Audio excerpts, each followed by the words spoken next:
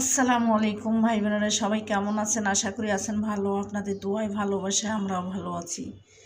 তা ভাই বোনেরা, সকালটা শুরু হলো চা দিয়ে। চা খাওয়ার পর কি রান্না করব সেটাই আপনাদের সাথে দেখাবো। আর আমার গ্যাস শেষ হয়ে গেছে। আমি ইলেকট্রিকের চুলাতে বেশ কয়েকদিন থেকে রান্না করতেছি।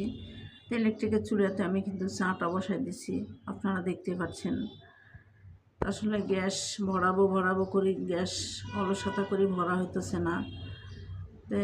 ইলেকট্রিকের চুলা আছে, তাই ইলেকট্রিকের চুলাটাতে আমি চা বসাই দিলাম। চা খাইয়া তারপরে রান্না বান্না বা অন্য অন্য সংসারের কাজ কামগুলো করব। হালকা পাতলা তো চা না খেলে হয় না। তো এখানে দেখতে পাচ্ছেন আমি পরোটা বানাইছি, ডিম।